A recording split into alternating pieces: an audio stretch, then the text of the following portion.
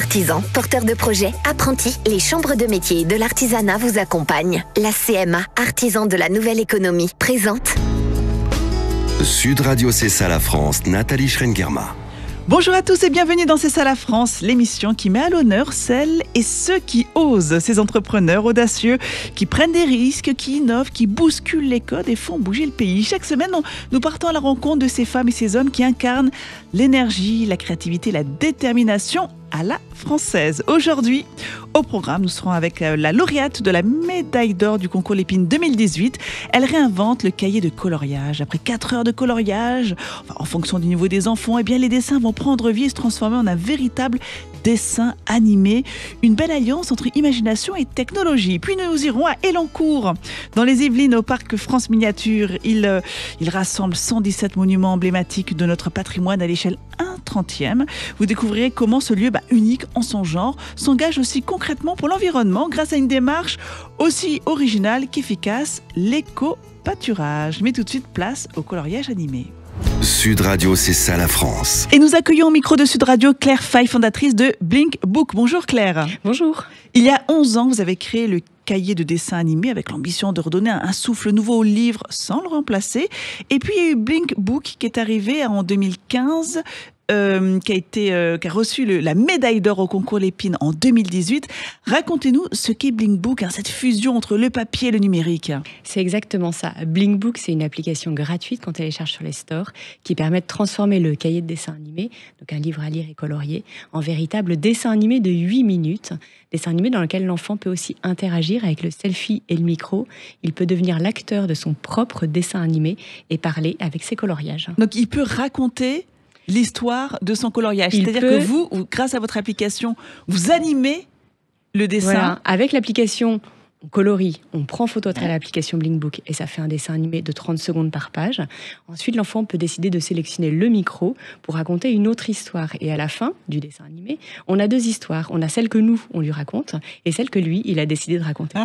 Alors, c'est à partir de quel âge qu'on peut utiliser C'est dès 3 ans. Parce qu'en effet, si les enfants débordent, comme là, j'ai un dessin avec une raie tout à fait débordée, coloriée par un enfant de 3 ans. Alors, je vais la montrer pour ceux qui vont regarder l'émission sur YouTube ou bien en replay avec la vidéo. C'est vrai que, et pour ceux qui nous écoutent, on a ce dessin qui a été colorié. Effectivement, ça déborde dans tous les sens, mais c'est une raie qui a été bien délimitée par vous.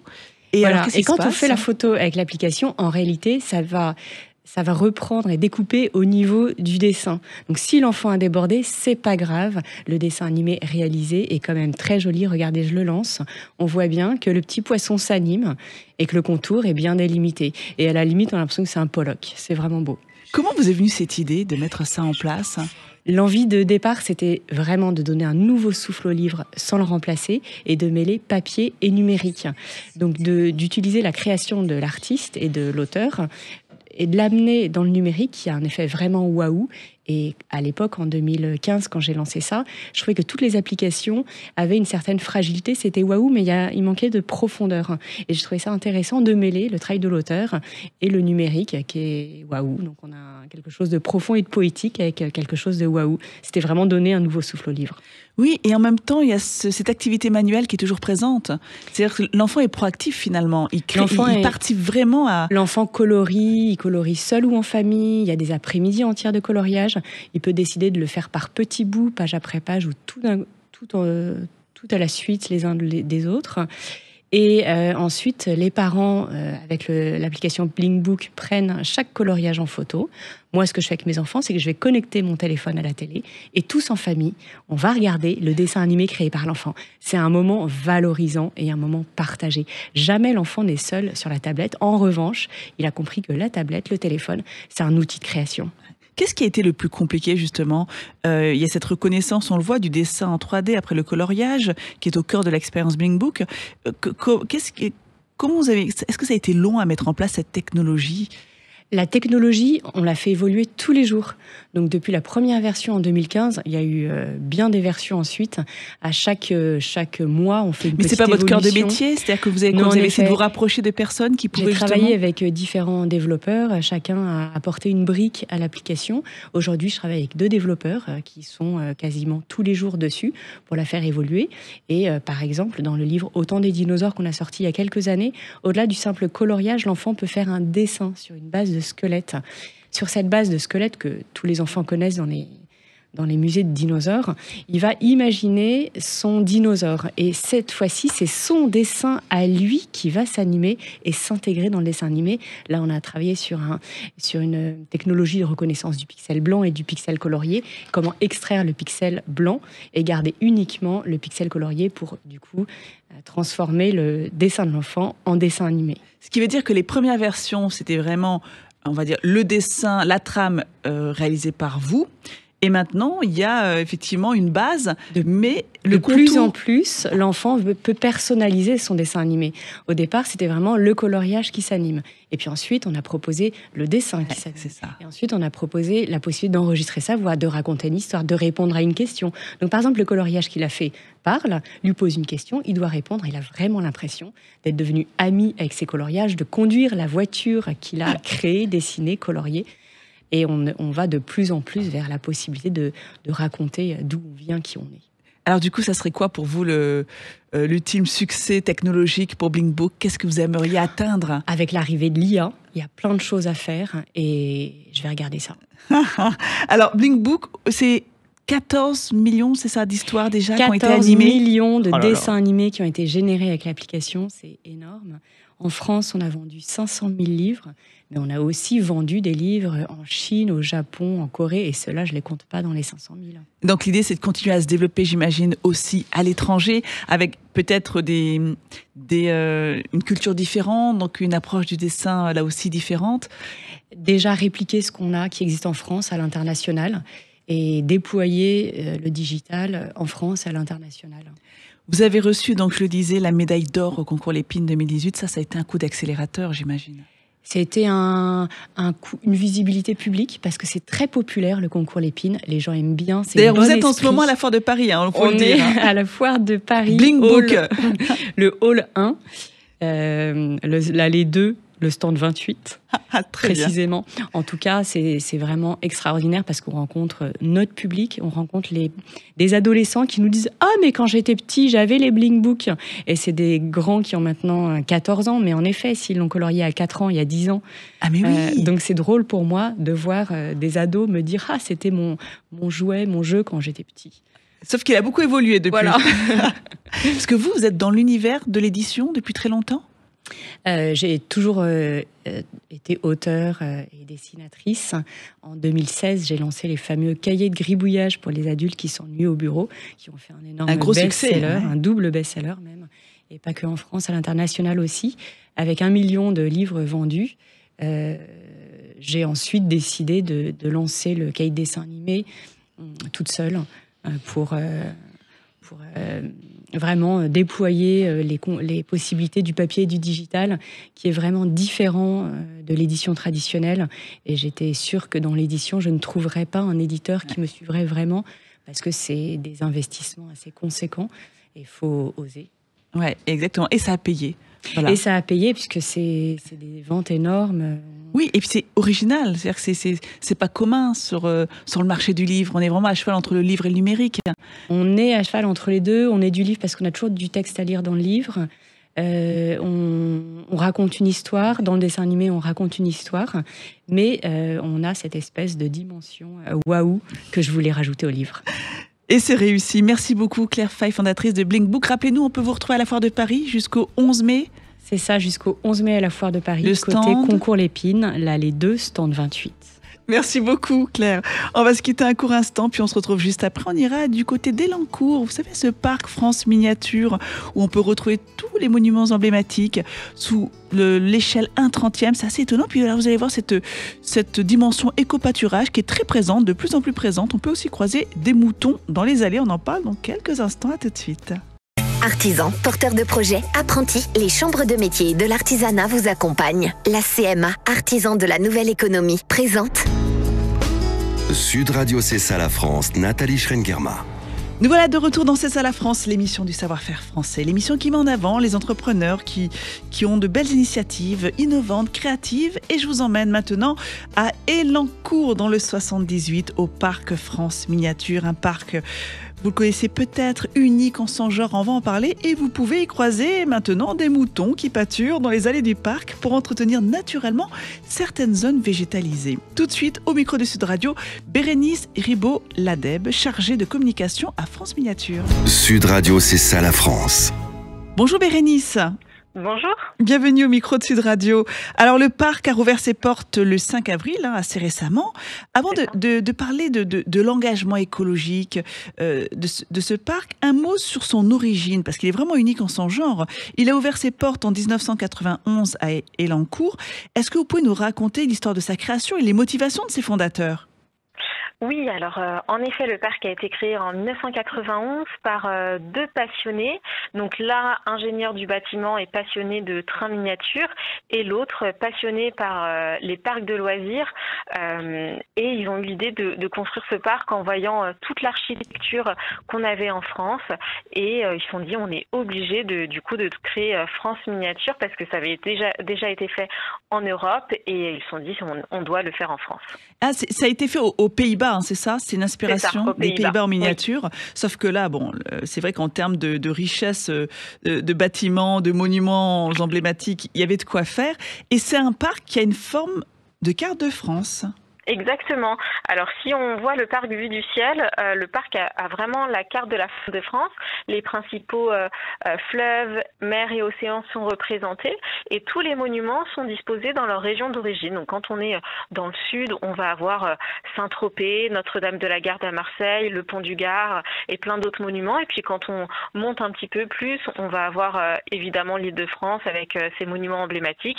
Et puis on va pouvoir aller en Bretagne, voir le Mont-Saint-Michel ou encore descendre vers vers Bordeaux.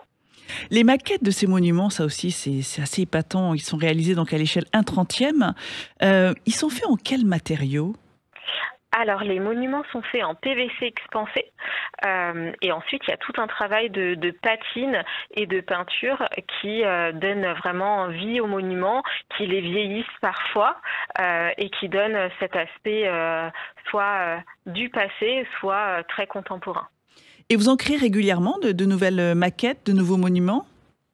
Alors, on a plus de 2000 maquettes sur le parc. Alors, on n'en crée pas forcément de nouvelles parce qu'on commence à manquer de place sur notre carte de France.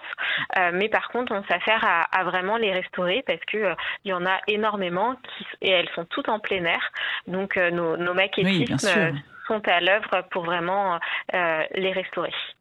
Depuis son ouverture, le parc il a évolué donc avec justement toutes ces nouvelles initiatives écologiques. Telles que l'installation de ruches pédagogiques. Alors racontez-nous, parce que ça a commencé avec ça. Enfin, moi, j'ai déjà repéré ces ruches pédagogiques. C'était quoi l'idée et pourquoi avoir installé ces ruches ? Quel est l'impact de ce type d'initiative sur le parc ? Alors, tout d'abord, on est, nous, en tant qu'êtres humains, sensibles à l'écologie. Et surtout, on s'est dit, la France est belle, les monuments sont beaux. Mais la France est belle aussi parce qu'elle a des paysages qui sont magnifiques. Et pour nous, le patrimoine, il n'est pas que architectural, il est vraiment aussi dans la nature qui est autour de nous. Et on s'est dit, pour protéger la nature, on a envie de nous aussi apporter notre pierre à l'édifice. Et du coup, on a décidé de mettre des ruches sur le parc et d'aller dans un cheminement avec cette démarche RSE. On se dit que c'est important pour nous de faire comprendre à nos visiteurs que on n'est plus forcément dans un parc où on va être en mode green de golf, où il n'y a pas un trèfle qui n'est pas à sa place. Nous, on souhaite vraiment faire prendre conscience à nos visiteurs que la nature est belle et qu'il faut la préserver parce qu'elle est importante pour tout être humain. Et c'est pour ça qu'on a installé dans un premier temps des ruches cheminées. Donc ça, la ruche cheminée, pour la petite histoire, c'est qu'on normalement, comme on accueille du public, on doit avoir des ruches en dehors de notre zone d'accès au public. Et avec ce type de ruche cheminée, donc c'est des ruches qui montent en hauteur où du coup les abeilles sont vraiment loin de nous, tout en hauteur, loin de nous. Et du coup, nos visiteurs peuvent apercevoir la ruche, voir les abeilles rentrer et sortir de la ruche, mais en même temps, tous les visiteurs sont en sécurité. C'est ça, on apprend des choses aussi sur la biodiversité du parc. Oui. Elles ne sont pas juste là pour faire joli, elles sont là aussi, comme on le disait, des ruches pédagogiques, quoi. C'est exactement l'objectif, c'est vraiment de sensibiliser nos visiteurs au respect de la nature et à l'importance de notre environnement. Et maintenant, il y a l'éco-pâturage traditionnel, on peut croiser des petits moutons chez vous, des moutons d'Ouessant. C'est ça. Alors, depuis 2 ans maintenant, on a des moutons sur le parc. Donc ça, pareil, la démarche est la même, d'éviter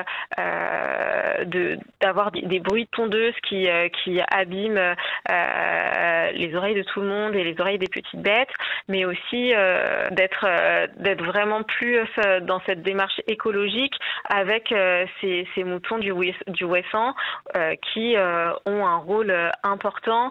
C'est mieux pour la faune et la flore que ce soit tondu naturellement plutôt que par des machines qui sont ébruyantes et en plus dégagent des mauvaises odeurs. Il y a de plus en plus d'ailleurs d'initiatives comme plus de tonte au mois de mai, ça Oui. se déploie de plus en plus. Il y a beaucoup de villes effectivement qui préfèrent laisser cette biodiversité vivre et utiliser effectivement des tondeuses naturelles, vivantes. C'est exactement ça. Et finalement, ça vous permet, je trouve, d'offrir une carte de France un peu idéale avec des monuments emblématiques, une nature qui est préservée. Et puis, c'est un décor finalement aussi exceptionnel pour raconter des histoires. Exactement. Le parc nous permet vraiment d'aller aussi bien dans l'histoire, dans la géographie, mais aussi dans l'imaginaire. Donc il y a tout un tas de choses qu'on peut imaginer à France Miniature. On a d'ailleurs un jeu qui s'appelle la France des légendes, où c'est un escape game qui permet d'aller dans l'imaginaire et de découvrir les légendes de nos régions. Donc ça nous permet vraiment de pouvoir aborder plein de sujets différents. Et il y a ces activités aussi que vous pouvez développer, de ce que j'ai pu voir autour du miel, la création de bougies, la cire d'abeille. Donc finalement, on décline. Et c'est aussi une manière de se dire qu'on a beau connaître les 117 monuments, il faut déjà y être venu plusieurs fois. Et au-delà de ça, il y a d'autres activités, mais toujours en lien avec une initiative toujours qui se veut éco-responsable. Oui, c'est vraiment l'objectif du parc. Depuis plusieurs années, plus d'une dizaine d'années déjà, évidemment, on n'a plus de pesticides et autres, mais on adopte aussi du fauchage tardif et plein de démarches afin de vraiment préserver la nature et surtout véhiculer le message auprès de nos visiteurs qu'il est important de prendre soin de cette nature. Combien de visiteurs viennent en moyenne chaque année visiter France Miniature ? On est environ sur 200 000 visiteurs viennent visiter France Miniature chaque année. Après, ça dépend des saisons, mais en moyenne, on est sur 200 000 visiteurs. Plutôt des Français, des Européens. Comment se situe ce parc par rapport à ces touristes ? Alors, c'est plutôt des Français qui habitent en Île-de-France d'ailleurs. Ouais. C'est vraiment un parc familial où les gens viennent s'y promener en famille. C'est pas tant des étrangers que ça, parce que je pense qu'on est un petit peu loin de Paris. C'est vraiment plutôt des familles en quête d'originalité, de balade, d'un parc qui soit ludique, mais aussi pédagogique, parce que on a évidemment des attractions et tout un tas de jeux interactifs pour toute la famille. Donc il y a le côté ludique et le côté pédagogique avec notre carte de France. Merci beaucoup Bérénice Ribaud-Ladeb, chargée de communication à France Miniature, de nous avoir présenté à nouveau ce parc et surtout toute cette activité écologique aux alentours du parc. Merci à vous et belle journée. Au revoir. Merci, au revoir. Et il est temps de retrouver Thibaut, notre French Trotter. Sud Radio, c'est ça la France, avec Thibaut le French Trotter. Thibaut qui a exploré pour nous le salon Destination Nature. Il nous rapporte des idées de destinations en France pour profiter de notre belle nature. Bonjour Nathalie, aujourd'hui je vous raconte ma visite du salon Destination Nature qui s'est tenu le mois dernier à Paris, un salon dédié aux passionnés de nature et de randonnée.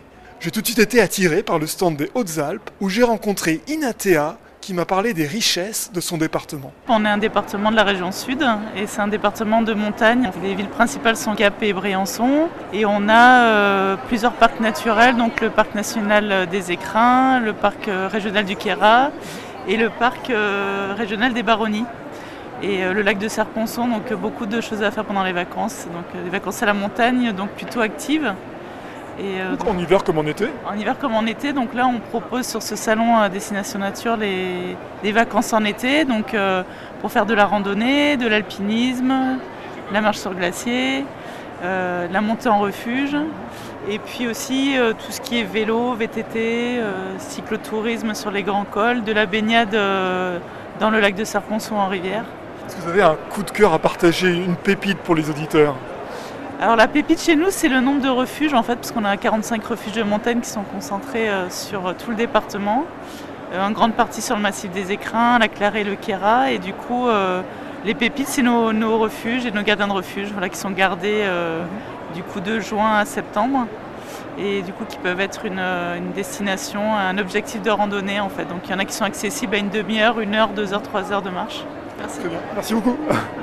Alors, suite de ma visite au salon Destination Nature, je suis maintenant avec Jacqueline, qui est bénévole à la Société française des Amis de Saint-Jacques-de-Compostelle. Alors, quelles sont les questions qu'on vous pose sur ce fameux chemin de Saint-Jacques ? Alors, en général, les gens hésitent, ont envie de faire, mais ne savent pas par où ni comment commencer. Donc, on leur dit comment procéder, comment choisir la voie, comment s'organiser pour cheminer. Une fois qu'on leur a réalisé leur crédential, qui est le passeport du pèlerin, et qu'on le leur a remis, alors là, ils ont des yeux qui pétillent parce qu'ils savent qu'ils tiennent le sésame qui leur permettra d'aller dans les auberges et d'avoir leur tampon tous les soirs et cheminer au fur et à mesure. Et sinon, on a vraiment tous les âges, toutes les tranches d'âge, que ce soit des étudiants, des gens qui terminent des études, qui vont rentrer dans la vie professionnelle, des gens qui font un break ou qui décident de faire une reconversion ou simplement, hop, je veux prendre du temps pour moi. Et c'est quelque chose qui me tenait à cœur depuis longtemps, donc je le fais. Et je viens voir la Société française des Amis de Saint-Jacques.